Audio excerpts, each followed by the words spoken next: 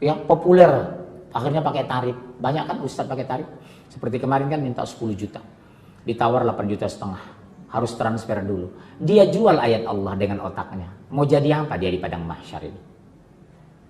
Nah, ustadz itu masuk di otak saya, karena kalau ke daerah saya laporan sama saya. Kemarin baru di kantor 10 juta minta, padahal di Jakarta. Nego-nego 8,5. Saya mikir, apa beda ustadz dengan pelacur ya? Sama-sama tarif, sama-sama nego.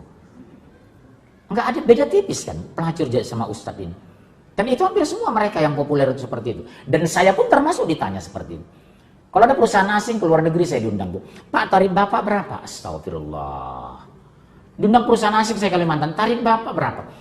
Kok nanya seperti ini, saya bilang. Tadi kita undang Ustadz Anu minta 40 juta. Pesawat harus Garuda, hotel bintang 5. Ustadz Anu minta 20 juta, pesawat Garuda, hotel bintang 5. Tiket untuk 3 orang, 1 istri, 1 ajudan. Kayak ini mafia ganja ya. Kok Ustadz kayak mafia di Itali gitu, kayak mafia kokain, ada ajudan. Giliran saya berapa, Pak? Saya tidak pernah bicara uang menjelang ceramah, saya bilang. Tapi ketika saya habis ceramah, Bapak kasih 1 Innova, saya tidak tolak. Namanya hadiah.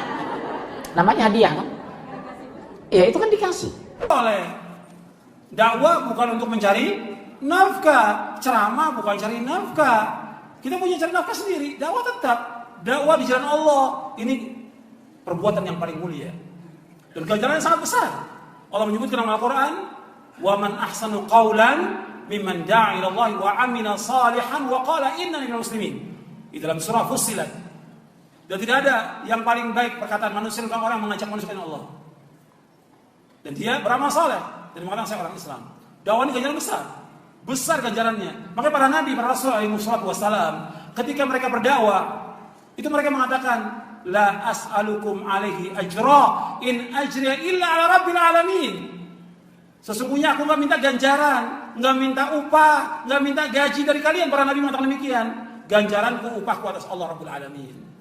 Maksudnya begitu para dai, para ustaz dalam berdakwah, enggak mengharapkan sesuatu dari manusia, enggak makan uang, enggak mengharapkan amplop, enggak mengharapkan duit, enggak mengharapkan yang lainnya.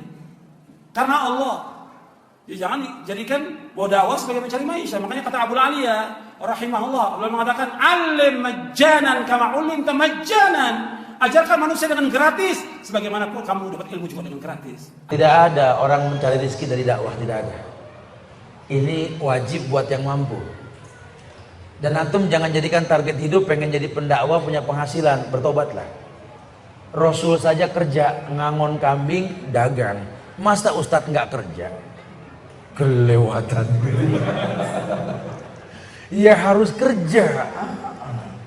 Apalagi kalau dia berilmu, karakter rizki yang dikonsumsi oleh anak tergantung peluh yang dikeluarkan. Kalau cuma ngandelin begini-begini dapat duit terus ngasih anak, nggak ada yang jadi. Di sini ada yang sadar nggak sih kalau ustadz-ustadz kondang zaman now itu udah sering muncul di infotainment? Entah sejak kapan tahun ya, hidup para ustadz kondang ini mulai terekspos di publik. Contohnya, hidup pribadi seperti kekayaan mereka yang akan kita bahas hari ini. Kira-kira seberapa kayakah ustadz zaman sekarang? Kita mulai dari Ustadz Soleh Mahmud Nasution atau Ustadz Solmed.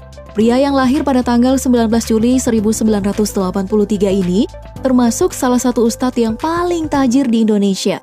Dalam beberapa kesempatan Ustadz Solmed ini sempat tertangkap kamera dengan tunggangannya, yaitu Lamborghini Gallardo seharga 9,7 miliar rupiah. Selain itu ya, Ustadz Solmed juga punya satu rumah mewah seharga 24 miliar rupiah. Dilihat dari postingan sang istri, rumah ini dilengkapi dengan kolam renang. Tentu aja hal ini menjadikan rumah mewah ini tempat yang sangat nyaman untuk keluarga Ustadz Solmed. Rumah dan mobil mewah ini dihasilkan dari jeripayah bisnis villa mewah dan tarif ceramah Ustadz Solmed yang mencapai 10 juta rupiah dalam sekali ceramah. Nah, gosipnya, A'agim pernah bertarif hingga 926 juta rupiah per jamnya.